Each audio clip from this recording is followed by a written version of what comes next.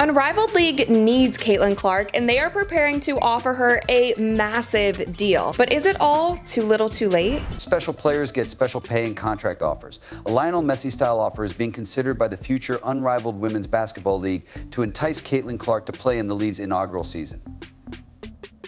The league wants Caitlin to be the face of what is expected to be the world's most thrilling 3v3 league. This, to me, is another reason why Caitlin Clark needs to flee the WNBA. It's a political organization. They're not serious about business. They don't care about traditional sports fans. It's a little cult that puts out little political statements, and everybody wears vote t-shirts. They don't care about making money. They don't care really about building up this league and making it profitable. They're a charity. She needs to flee the WNBA and start her own league in this side club. It has just been reported today that Caitlin Clark could receive a Lionel Messi-like offer to play in Unrivaled startup 3-on-3 league, which is a full court press. Similar to Major League Soccer's Inter Miami CF's 2023 pursuit of Messi, the startup league is making a full court push to capture Clark. The team realized that the global superstar would not be drawn in by salary alone. Inter Miami came up with a unique proposal that included additional financial incentives, a $150 million contract, and partial ownership. The 7-time Ballon d'Or winner has even consented to split MLS season pass revenue with Apple. After 3 months of player announcements, the World League now has 26 of its 30 players. Throughout the entire WNBA season, there has been conjecture about Caitlin Clark possibly joining Unrivaled in the offseason. For this league, Caitlin Clark is required. Getting her to play in the league, no matter what the cost or the consequences, should be one of their top priorities. SportsPro has ranked Clark as the 4th most marketable athlete in the world. She is followed at number 5 by Messi. According to insiders, the startup league is ready to offer Clark anything from stock and revenue sharing to a salary that might approach $1 million for less than 3 months of work, all while keeping in mind her fame and widespread popularity. One of Unrivaled's founders, Nafisa Collier, said this about Caitlin Clark. She claimed that because she receives about $75,000 annually, teams are forced to relocate their locations when she performs. Given the sheer volume of players she is bringing in, she ought to be among the highest paid in the world. And since Caitlin Clark's impact on the WNBA this season has been so evident to so many, I'm happy that a player in the league is now speaking up and acknowledging it.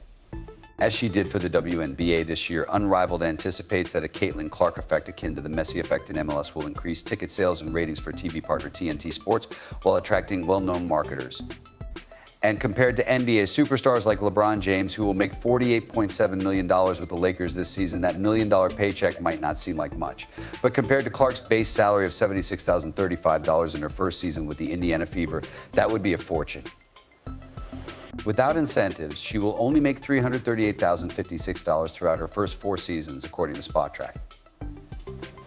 Jewel Lloyd and Arik Ogunbowale, the top-paid players in the WNBA in 2025, will only get $249,030 per season.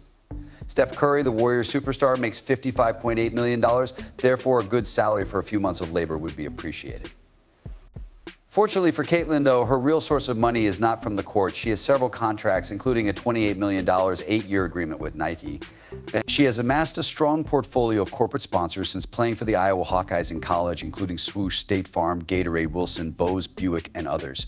Instead of constantly negotiating side deals, she would likely prefer to get paid more by her real employers. That might be fixed by the Unrivaled League. So should Caitlin Clark join Unrivaled, in my opinion? I'm not entirely sure. The money must be high, in my opinion. Millions must be involved.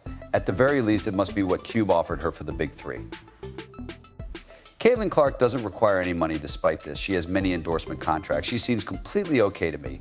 Additionally, I believe that it might not be the greatest course of action for her physical and mental well-being. However, Clark might just as easily spend her summer working out, playing golf, and making TV commercials. Nonetheless, Unrivaled thinks that all players will have equity chances, a sizable salary, and a stake in the league. The 22-year-old point guard would also be tempted by the challenge of playing against the top female players in the world.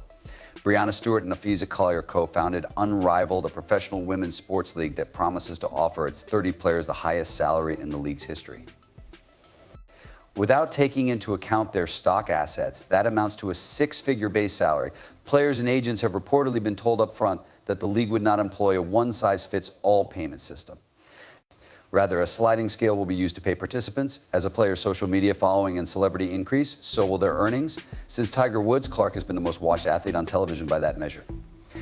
Chelsea Gray and Angel Reese are among the 26 players out of the 30 who have so far stated their intention to participate in the 6-team competition. On Monday, the WNBA Players Union made the decision to withdraw from the collective bargaining agreement, which was originally scheduled to expire in 2027.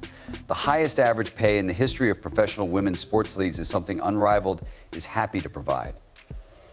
All athletes participating in the first season will also receive an ownership stake, the league spokesman told Foles on Tuesday. We are not yet revealing league financials or individual player compensation packages, even though we think Unrivaled is creating a new benchmark in the industry. In January 2025, Unrivaled will make its debut in Miami. With playoffs included, the 3-on-3 league season will run 8 weeks. Additionally, Clark might want to spend the coldest part of the winter in warm South Florida as opposed to chilly Iowa. Like Messi, Clark has to make the ultimate choice. She has the upper hand. A representative for Unrivaled told Foes that the league is pleased to provide the largest average wage in the history of professional women's sports leagues, but the league would not comment on Clark's interest. Since Unrivaled is not the first basketball league to try to get Caitlin Clark, they will need to do a lot of work to ensure that she will be joining them. In addition to her WNBA commitments, Ice Cube's Big Three tabled a $5 million offer in March to play 8 games. In the end, that proposal was rejected. Clark, who ranked 4th on SportsPro's 2024 list of the 50 most marketable 50mm players worldwide, has the wide appeal that new leagues require, so it's easy to see why Unrivaled is interested in him. But after just 1 season as a professional athlete, Clark has gotten to the stage where she can essentially set her own price. However, the WNBA is also ignoring her at the same time. Is she even interested in remaining in that league indefinitely? That's the problem with the WNBA, and I'll say it again. Without a doubt, it is the most disliked league and culture in all of sports. And I'm referring to the players, some of the owners, the media as a whole, podcasters, and people who support it. The league is the most unlikable in the entire globe. And there is just one more piece of proof to back up that claim. And is Unrivaled the solution if she wishes to go? The amount of money is irrelevant to me. I would advise Caitlin Clark to avoid this Unrivaled, even if they were to pay her $100 million. It will be a catastrophe. It will reflect poorly on women's basketball. Their momentum will suffer as a result. The thing isn't even real. It is an attempt to appease them and convince the ladies that they must continue to play in this pathetic WNBA league, which has bad management and no idea how to turn a profit so that we may be compensated. Instead of earning it, they want to receive compensated for simply moaning and whining and claiming that we deserve it. If they established a rival league, they might earn it. And how would the WNBA league fare? It would collapse instantly, wouldn't it? It's about Caitlin, as we all know. Caitlin has always been the focus, but the WNBA appears to disagree. If that agreement is real, she would not only have financial security, but since you keep saying it's for the league, I would like to see the WNBA for at least 1 season without her. It's about other people too, you keep saying. It's not about a single individual. Actually, I would like to see this. Would the WNBA be doomed, or could they even make it without Caitlin Clark? There is no doubt that Caitlin is prepared for it if it should occur. Until the Fever posted a video of her on-court workout on Wednesday, she had largely kept a low profile in the month following the conclusion of her WNBA debut season. The video's timing is out of the ordinary. Considering a report that surfaced just hours before that the best basketball league is getting ready to offer Clark a contract similar to that of Lionel Messi to join the team. However, it appears that Clark is getting ready for something. Is that the league without a rival? I think I've only touched the surface. In the video, Clark stated, I feel like there are just so many areas that I want to improve in and continue to get in the gym and work on that every single day. Being at the forefront of women's basketball's recent boom in popularity, Clark might have had a significant part in raising awareness of Unrivaled. In addition to boosting ticket sales, TV viewership, and business prospects, Clark is expected to assist Unrivaled in gaining new fans. Last week, Unrivaled revealed that it has signed a multi-year exclusive broadcast rights deal with TNT Sports, with truTV also hosting games. Every game will be televised on Max, and if things continue this way, Caitlin Clark may be included. It will be a really thrilling league to watch if it does occur. Therefore, the primary query would be, with whom is she collaborating? Is she putting together a team with some of the free agents that want to join the Fever in the winter?